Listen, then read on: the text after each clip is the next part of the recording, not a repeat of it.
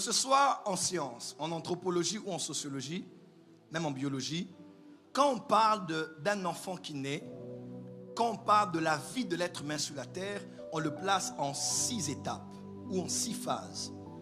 Premièrement, il y a la phase de la naissance. Dis avec moi la naissance.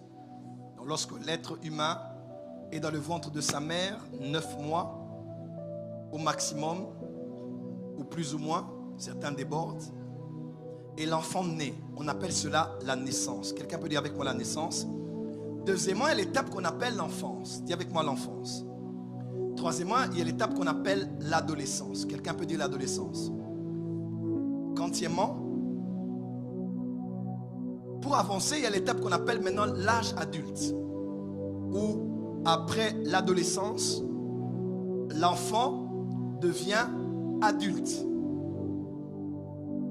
Et l'avant-dernière étape, c'est la vieillesse. Et la dernière étape, la 6e, c'est celle qu'on appelle la mort. Amen. Amen. Alors, lorsqu'on parle de la croissance en grec, vous le savez avec moi, l'Ancien Testament a été écrit en hébreu et le Nouveau Testament a été écrit en grec. Alors, beaucoup de gens se posent la question. Prophète, des fois, tu as beaucoup de termes en hébreu. Amen, amen. Tu as beaucoup de termes en hébreu, vous qui êtes devant. Tu as beaucoup de termes en hébreu, tu as beaucoup de termes en grec. Pourquoi utiliser le grec et l'hébreu? N'oubliez pas, pour comprendre un mot de manière originale et originelle, il faut le comprendre d'abord dans la langue qu'on a utilisée pour l'écrire. On peut par exemple dire un mot en français d'une phrase qui est sortie en lingala. Le français, des fois, il peut diluer le sens de ce qu'on a dit en lingala. Parce qu'en lingala, ce qu'on a voulu expliquer là, c'était beaucoup plus profond que ça. Amen, amen. On parle de fondation, mais quand on parle de Moboko, donc quand on parle de Moboko, tu as l'impression que ce n'est pas seulement ce qu'on met avant, mais c'est comme ce qui est encore profond. Quelqu'un me comprend? Alors, quand on lit seulement la Bible dans une version en français, ou en anglais, ou en lingala même, on ne comprend pas en profondeur. Voilà pourquoi nous allons dans la langue qu'on a utilisée pour écrire cela. Et Dieu savait par le Saint-Esprit pourquoi on devait écrire le Nouveau Testament à l'époque où c'était en grec. Parce qu'il y a des mots précis en grec qui peuvent mieux expliquer ce qui concerne un sujet. Et en grec, quand on parle de l'évolution, la croissance d'un être humain, de l'enfance jusqu'à un certain niveau, surtout sur le plan spirituel, il y a des termes qu'on utilise comme, je vais vous aider, avancer, fausse. Dis avec moi, brephos. Écrit sur ton carnet, comme ça, tu vas l'intimider, ton mari à la maison, qui allait jouer au tennis. Il va se dire, en tout cas, ma femme, je ne savais pas qu'à part le Kintandu, tu sais parler grec.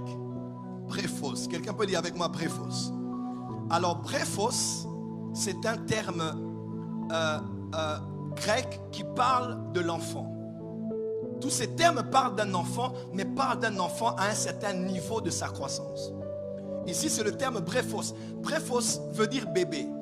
Vous allez voir dans 1 Pierre 2, verset 2, on dit désirer comme des enfants nés, le lait de la parole, qui peut vous faire grandir jusqu'au salut. Je paraphrase, hein? On est dans 1 Pierre 2, verset 2. Là, on parle de brephos. On parle de désirer comme des enfants nouveau-nés, le lait de la parole. Quand on parle d'enfant nouveau-né, c'est le mot brephos, qui parle d'un enfant qui vient de naître.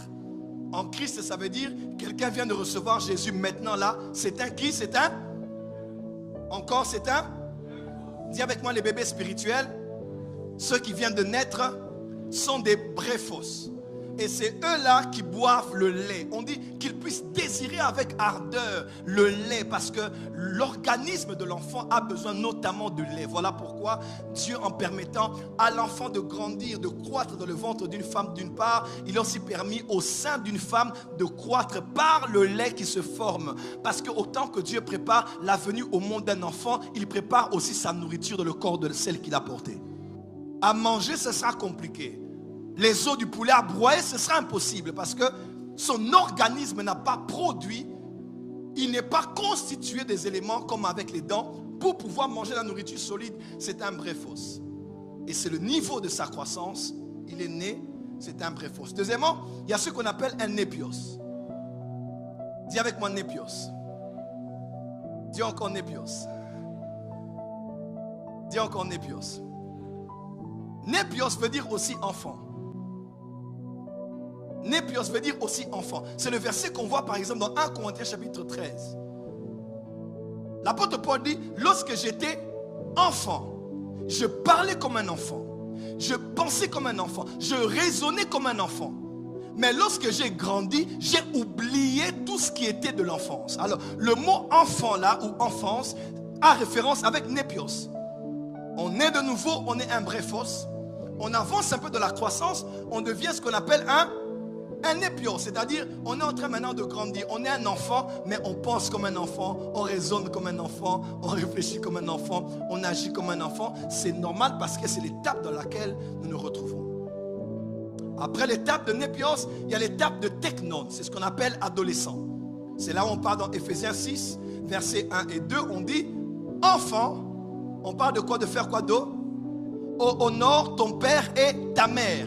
On n'utilise pas le mot enfant là pour bréphos. On ne demande pas à un enfant d'honorer son père et sa mère, n'est-ce pas? On ne demande pas à un népios d'honorer son père et sa mère parce qu'ils sont à un certain âge de la croissance.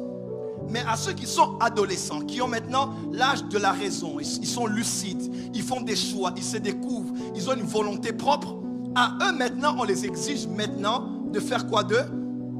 D'honorer les pères et les mères. Verset 2, on dit aussi, parents, n'irritez pas vos enfants. Enfant là, ce n'est pas bréphos. Enfant ici, ce n'est pas népios. Mais enfant ici, c'est teknon. Parce qu'ici, tu peux mater un enfant. Ici encore, tu peux le mater. Mais ici, là, il est adolescent. Il va à l'école.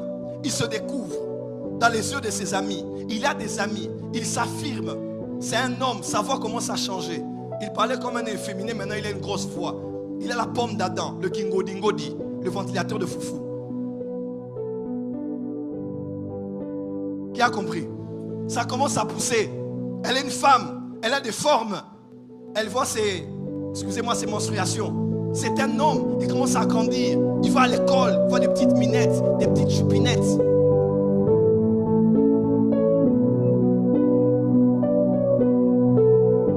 Pourquoi? Parce que maintenant c'est un teknon. Jésus dit dans Matthieu 11, Jésus dit, à quoi ressemble, à comparer cette génération? C'est comme génération des enfants au bord du chemin.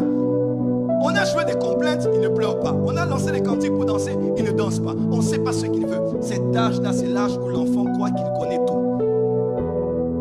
Et il y a des enfants spirituels comme ça, pasteur Paul, à l'église. Il faut les comprendre, ce sont les technos. C'est maintenant la... Maman parle, toi aussi tu parles. Papa parle, toi aussi tu parles.